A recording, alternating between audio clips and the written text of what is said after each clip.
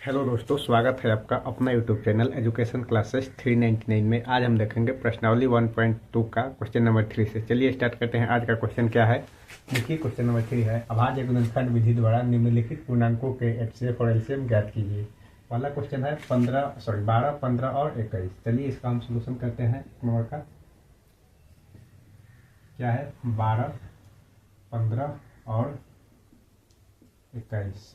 12 को हम कितना लिख सकते हैं, 2 गुने 3 इक्वल टू 2 के पावर 2 गुने 3 के पावर 1। आगे 15 को तोड़िए तो कितना होगा, 3 गुने 5 इक्वल टू 3 के पावर 1 इंटू 5 के पावर 1। अब क्या है 21 को तोड़ेंगे तो अभाज्य गुणनखंड कितना होगा, 3 गुने 7 इक्वल टू 3 के पावर 1 इंटू 7 के पावर 1।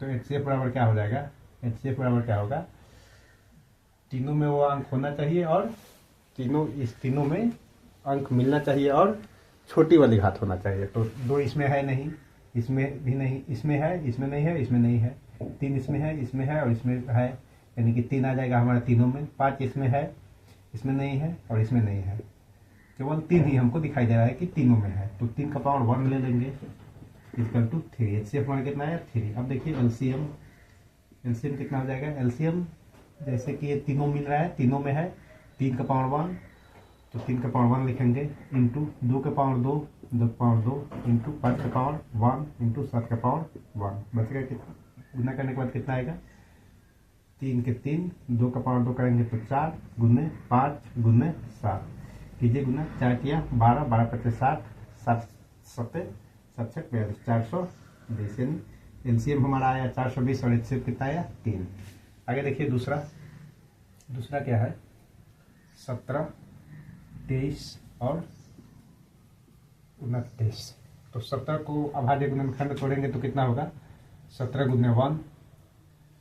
23 का करेंगे तो 23 गुने 1 और 29 का करेंगे तो 29 गुने 1। अब देखिए इसका एचसीएफ क्या होगा, एचसीएफ तीनों कौन सा मिल रहा है, केवल एक मिल रहा है, सबसे ज्यादा पावर 1 का पावर 1 यानी कि 1 हो जाएगा। एलसीएम कितना हो जाएगा, एलसीएम हो जाएगा 1 गुने 17 गुने 23 गुने 29। चूंकि 17 भी है, 23 भी है, 29 भी है और 1 है सब में, तो गुना करेंगे तो कितना होगा, 23 में 17 से गुना कीजिए तो 17 × 51, 17 गुना 34, 34 और 5 कितना हो जाएगा, 5 4 9 39, 391 गुने 29। गुना कीजिए 391 में 29 से, 391 गुने 29, 9 एकम 9, 9 9 81, 81 और 81 का 1 हाथ में लगा, सॉरी यहाँ 9 एकम 9 रहेगा, 9 9 81 का 1 हाथ में लगा, 8 9 3 27, 27 और 8 कितना हो जाएगा, 35। फिर गुने 2 का 2 और 9 दूना 18 और 3 दूना 6 1 7 जोड़ेंगे तो कितना होगा, 9 2 1 3 8 5 13, हाथ में लगा 1 और 7 3 10 1 11, यानी कि 11 339 हमारा कितना क्या आएगा, एलसीएम 11 339 है जो हमारा एलसीएम है और एचसीएफ 1 होगा। यहाँ पे लिख सकते हैं, आता है एचसीएफ इक्वल टू 1 तथा एलसीएम इक्वल टू 11 339। आगे देखिए तीसरा देखते हैं हम, इसको पहले मिटा दें। तीसरा क्या है, 8 9 और 25। 8 का अभाज्य गुणनखंड तोड़ेंगे तो 2 गुने 2 2 का पावर 3 इंटू 1। यहाँ पे इंटू 1 आप लिख सकते हैं, चाहे तो नहीं लिख सकते हैं। इसके बाद 9 का करेंगे तो 3 गुने 1 बचेगा कितना, यहाँ पे 3 का पावर 2 इंटू 1 का पावर 1। आगे 25 का 5 गुने 1 इक्वल टू 5 का पावर 2 गुने 1। एचसीएफ कितना हो जाएगा, एचसीएफ हमारा तीनों में क्या मिल रहा है, केवल 1 मिल रहा है, 1 का पावर 1 इक्वल टू 1 होगा। एलसीएम क्या होगा, 1 गुने 2 के पावर 3 गुने 3 के पावर 2 गुने 5 के पावर 2 निकलेगा कितना, 1 गुने 2 दूने 4 गुने 8 इंटू 9 इंटू 25। अब गुना कीजिए इसका, 9 8 72 गुने 25 आएगा हमारा कितना, गुना करने के बाद 25 दूना 50, 25 7 25 चौका 100, 25 6 150, 175, 25 7 175 और 5 180। 180, यानी कि हमारा एलसीएम कितना है 1800। अतः HCF इक्वल टू 1 तथा LCM इक्वल टू 1800। इतना उतारिए, तब तक हम आगे फिर बनाते हैं अगला क्वेश्चन, क्वेश्चन नंबर 4।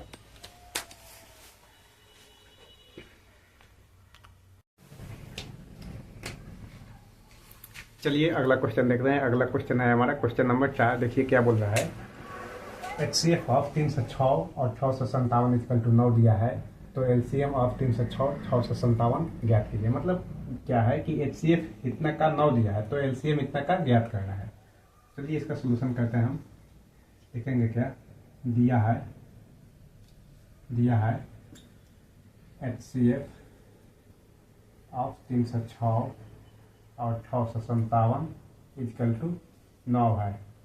अब तो LCM ऑफ 306 और 657 इक्वल टू क्या होगा, हमको LCM निकालना है। तो हम जानते हैं क्या, पहली संख्या गुने दूसरी संख्या इक्वल टू क्या होता है, LCM गुने HCF। पहली संख्या कितनी है हमारा, पहली संख्या 306, नहीं अभी नहीं, सबसे पहले हम लिखेंगे क्या, पहली संख्या गुने दूसरी संख्या इक्वल टू LCM गुने HCF होता है। तो LCM इक्वल टू क्या हो जाएगा, पहली संख्या गुने दूसरी संख्या बटा HCF। LCM इक्वल टू हमारा कितना होगा, तो LCM इक्वल टू पहली संख्या कितनी है 306 गुने दूसरी संख्या कितनी है 657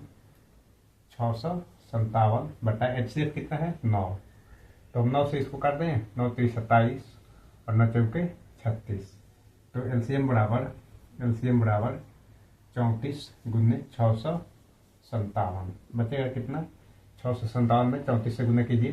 देखिए करते हैं हम 657 में 34 से, तो 7 चौके 28 और 5 चौका 20 और 2 22, 6 चौका 24 26 लगा, 26 का 26, 7 का 21, हाथ में लगा 2, 5 3 15 2 17, हाथ में लगा 1, 6 3 18 1 19, जोड़ने के बाद 8 2 1 3, 6 6 12 1 13 और 9 2 11 1 12 का 2 और 1 1 2, यानी कि 22 338 हमारा LCM आया।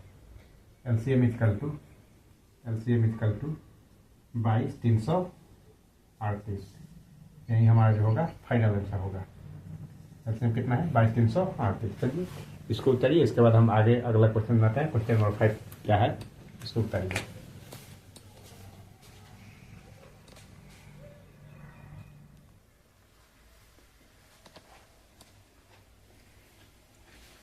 चलिए अगला क्वेश्चन देखते हैं। अगला क्वेश्चन है हमारा क्वेश्चन नंबर 5। देखिए क्या बोल रहा है। जांच कीजिए कि क्या किसी प्रकृत संख्या n के लिए संख्या 6 का पावर n अंक 0 पर समाप्त हो सकती है। चलिए इसका सॉल्यूशन करते हैं।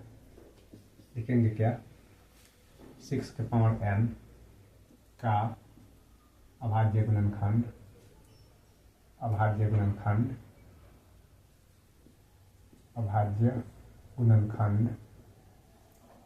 गुणनखंड 2 गुने 3 के पावर n के रूप का होता है, के रूप का होता है।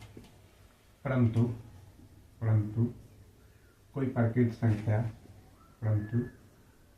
किसी प्रकृत संख्या n के लिए, देखिए किसी प्रकृत संख्या n के लिए जो अंक 0 पर समाप्त होगी उसका अभाज्य गुणनखंड 2 गुने 5 के पावर n के रूप का होता है। अतः 6 के पावर n 6 का पावर n, अंक 0 पर समाप्त नहीं होगी, अंक 0 पर समाप्त नहीं होगी। चूंकि 6n जो होता है इतने के रूप में हम लिख सकते हैं 2 गुने 3 का पावर n, क्योंकि इसका भाज्य गुणनखंड इतना ही होता है। परंतु अगर कोई संख्या 0 पर समाप्त होती है तो 2 से भी कटेगी और 5 से भी कटेगी। मतलब कहने का मतलब है कि इसका भाज्य गुणनखंड 2 गुने 5 का पावर n के रूप का ही होता है। चलिए अगला क्वेश्चन देखते हैं। अगला क्वेश्चन है हमारा क्वेश्चन नंबर 6। देखिए क्या बोलता है। क्वेश्चन नंबर 6 है, व्याख्या कीजिए कि 7 गुने 11 गुने 13 प्लस 13 और 7 गुने 6 गुने 5 गुने 4 गुने 3 गुने 2 गुने 1 प्लस 5 भाज्य संख्या क्यों है। चलिए इसका आंसर निकालते हैं। सबसे पहले लिखेंगे, माना कोई संख्या a इक्वल टू 7 गुने 11 गुने 13 प्लस 13 है। तो a इक्वल टू क्या हो जाएगा, 7 गुने 11 गुने 13 प्लस का 13। देन a इक्वल टू, यहाँ से हम कॉमन ले लेते हैं 13, तो कितना बचेगा 7 गुने 11 गुने नहीं प्लस होगा 11, 13 कॉमन निकल गया, फिर प्लस का 1। अब इसको कितना लिख सकते हैं, a इक्वल टू 13 इंटू 11 से 77 1 78, यानी कि a इक्वल टू इतना है। अतः संख्या a भाज्य संख्या है, क्योंकि इसके अभाज्य गुणनखंड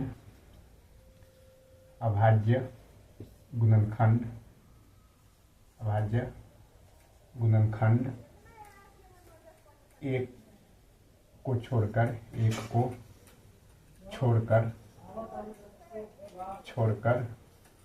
दो और हैं। मतलब भाज्य संख्या कब होता है, जब इसका अभाज्य गुणनखंड एक को छोड़कर और भी कोई हो। तो यहाँ पे ये संख्या 13 से भी कटेगा और 78 से भी कटेगा, मतलब 2 और इसका भाज्य गुणनखंड है, इसलिए क्या हो जाएगा, ये भाज्य संख्या हो जाएगा। ठीक इसी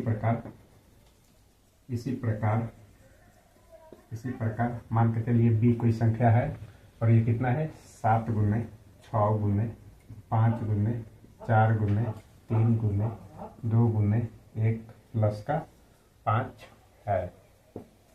तो b इक्वल टू 7 गुने 6 गुने 5 गुने 4 गुने 3 गुने 2 गुने 1 प्लस का 5 इतना है।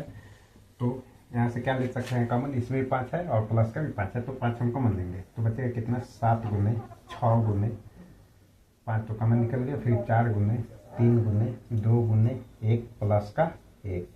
अब इसका गुना कीजिए, b इक्वल टू कितना हो जाएगा, 5 इंटू 7 42 गुने 4 12 गुना 24 प्लस का 1 इतना लिख सकते हैं। फिर b इक्वल टू 5 गुने 42 में 24 से गुना कीजिए, 24 दूना 48 का 8 हाथ में लगा 4, 24 चौका 96, 96 4 100, यानी कि 1008 प्लस का 1।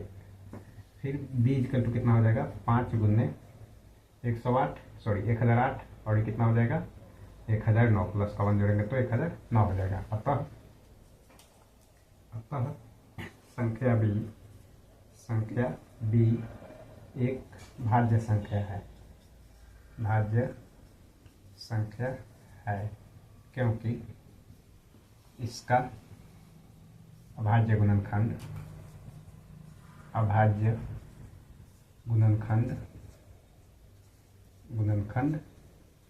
एक के अलावा और कोई है, एक के अलावा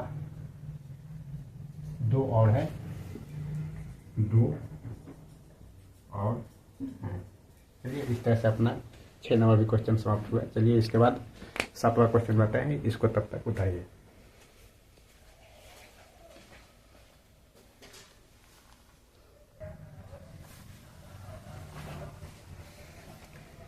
चलिए अगला क्वेश्चन देखते हैं। अगला क्वेश्चन है हमारा क्वेश्चन नंबर 7। चलिए इस देखते हैं क्वेश्चन को क्या बोलता है।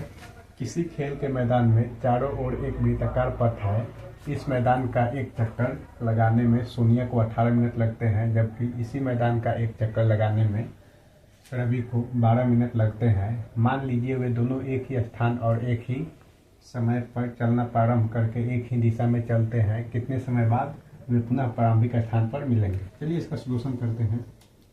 दिया गया है क्या, मैदान का एक चक्कर लगाने में, मैदान का एक चक्कर लगाने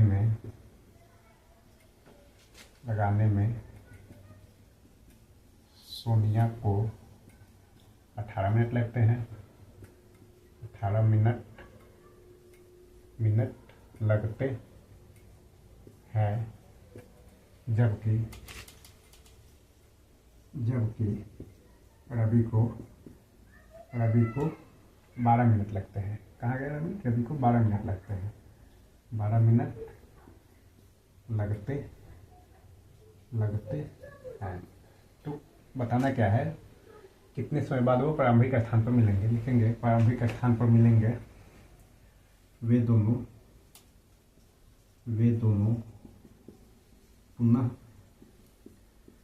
प्रारंभिक स्थान पर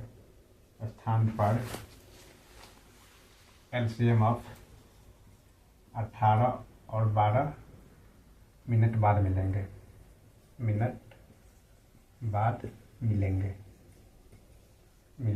मतलब इन दोनों का एलसीएम निकालिए, जितना आएगा उतने मिनट बाद वे दोनों पुनः अपने स्थान पर मिलेंगे। तो एलसीएम निकालिए इसका 18 और 12 का। तो 18 कितना करेंगे, 2 गुने 3 गुने 1, क्योंकि 2 3 6 और 6 3 18। 18 को ऐसे लिख सकते हैं 2 के पावर 1 गुने 3 के पावर 2 गुने 1 के पावर 1। अब क्या है 12 को कैसे लिखेंगे, 2 गुने 3 गुने 1, यानी कि 2 के पावर 2 गुने 3 के पावर 1 गुने 1 के पावर 1। तो एलसीएम क्या हो जाएगा, एलसीएम इक्वल टू क्या हो जाएगा, इसमें 2 है इसमें भी है, तो एलसीएम में हम क्या लेते हैं, बड़ी वाली घात लेते हैं। तो हम 2 के पावर 2 लेंगे, 2 के पावर 2 गुने 3 इसमें भी है इसमें भी है, तो 3 के पावर इसमें 1 है इसमें 2 है, तो कौन सा लेंगे, 3 के पावर 2 वाला लेंगे। इंटू 1 है तो 1 का 1 लेंगे। तो हमारा कितना आएगा, 2 दूना 4 गुने 3 त्रिका 9, यानी कि एलसीएम हमारा कितना आया 36, 9 चौके 36। अतः वे दोनों 36 मिनट बाद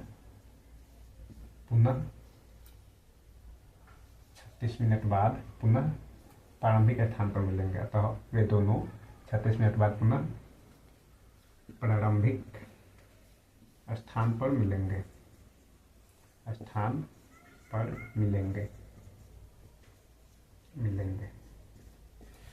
इस तरह से अपना प्रश्नावली 1.2 खत्म हुआ। इसके बाद हम देखेंगे अगले दिन प्रश्नावली 1.3।